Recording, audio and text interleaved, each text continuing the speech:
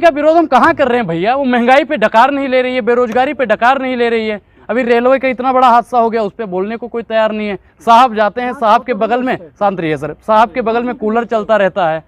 अब ये बताइए 68,000 किलोमीटर से ज़्यादा रेलवे पटरी बिछी हुई हैं और साहब कहते हैं कवच हमारा बहुत मजबूत है। अरे भैया कवच 1400 मीटर में ही फैला हुआ है, 1400 किलोमीटर में ही। ये बेईमानी है या नहीं है? रेलवे का जो बजट आता है वो कहाँ जाता है? तो बाबा ने बताया क्यों नहीं? अर्जी नहीं लगाई ना अर्जी लगेगी? अच्छा, बाबा भविष्यवाणी वाले हैं और बाबा इसके लिए अर्जी लगाया जाए।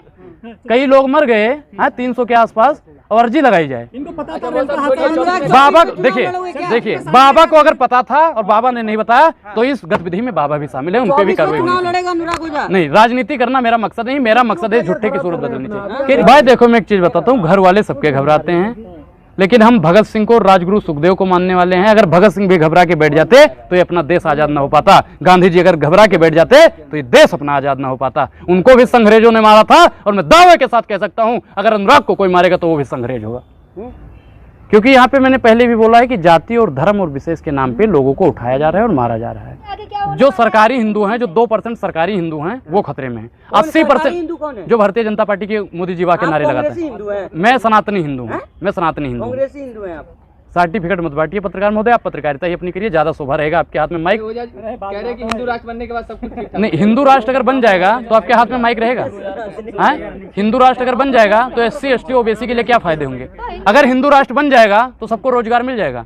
अगर हिंदू राष्ट्र बन जाएगा तो महिला पहलवानों को न्याय मिल जाएगा। अगर हिंदू राष्ट्र, शांत रहिए पत्रकार महोदय, अगर हिंदू राष्ट्र बन जाएगा तो सभी महिलाओं को उनका सम्मान मिल जाएगा। बताइए, अगर हिंदू राष्ट्र बन गया, मुझे हिंदू राष्ट्र से मैडम दिक्कत नहीं है। दिक्कत है आपको तभी आप हिंदू राष्ट्र के 5 फायदे, हिंदू राष्ट्र के 5। आपने क्या क्या सीखा धीरेन्द्र शास्त्री से, आप बताइए। सुबह उठना, पूजा पाठ करना, हनुमान जी को याद करना। हनुमान चालीसा सुनाना जरा, सुनाइए।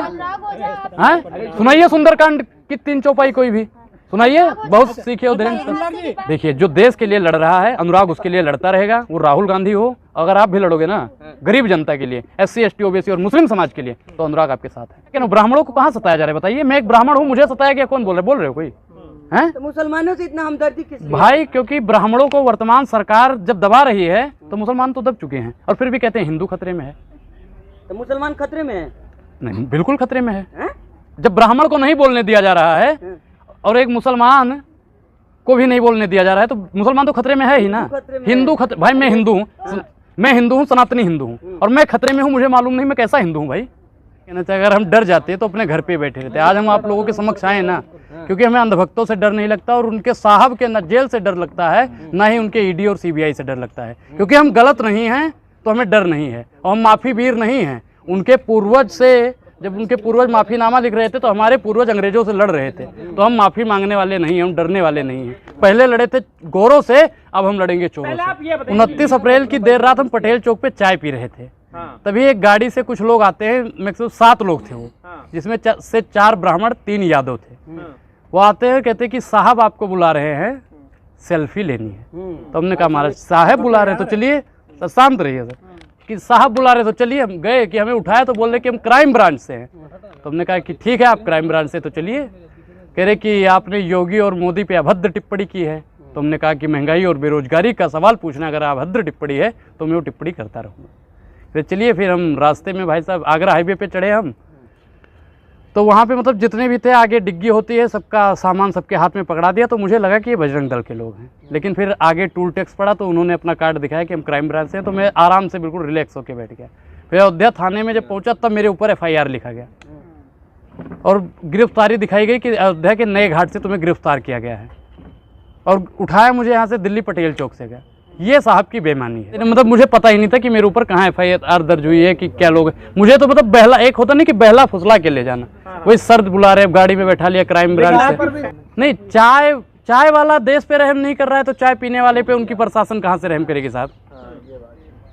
लश्कर भी तुम्हारा है, सरदार भी तुम्हारा है, तुम सच को झूठ लिख दो अखबार भी तुम्हारा है। बिल्कुल। अब एक चीज बताइए पत्रकार महोदय कि भारतीय जनता पार्टी अनुराग से डरी और उसने उन्हें एक FIR किया, कर्नाटक हार गई, तो अनुराग को अगर छुएगी तो 24 में पूरी सरकार हार जाएगी, इस बात की गारंटी मैं देता हूँ।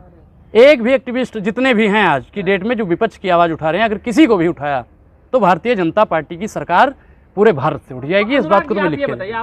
जितने भी हिंदू हैं भाजपा के पक्ष में हैं, आप कैसे हिंदू? अरे भैया मुझे बार बार हर 10 मिनट पे किसने बोला? जो ले जा रहे थे वही बोलेंगे ना। हाँ, कह रहे नाम क्या है? अनुराग नाम है भैया। हर 1 किलोमीटर गाड़ी आगे चली गई, नाम क्या है? अनुराग ओझा नाम है।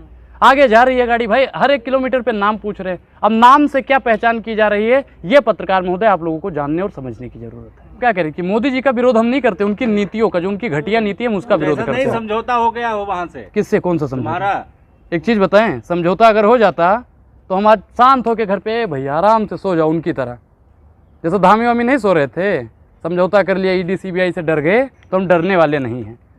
हमारे पूर्वज उनसे नहीं डरे तो हम उनके माफी वीर के वंशजों से डरने वाले नहीं हैं। कोई मारपीट नहीं हुई, कोई अभद्र लोग कह रहे हैं आपके विरोधी की सुझाव दिया गया है अनुराग का।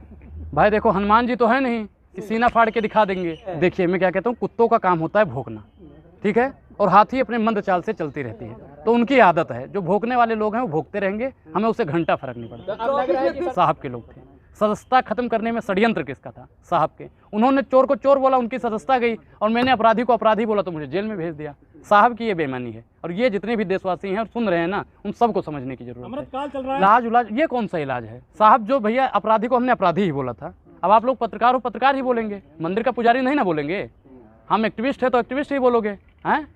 और तो कुछ बोल नहीं सकते। सरकार को भी उल्टा कहते हैं जो देश की बर्बादी का कारण बनता है, वो चाहे मेन स्ट्रीम मीडिया हो या ये सोशल मीडिया हो, मैं उसके खिलाफ हूँ और था और रहूंगा। मैं भारतीय जनता पार्टी की गलत नीतियों का ईंट से ईंट बजाता रहूंगा। उसके लिए वो मुझे फांसी की सजा भी दे देंगे तो अनुराग पीछे हटेगा। वर्तमान सरकार की जो प्रशासन है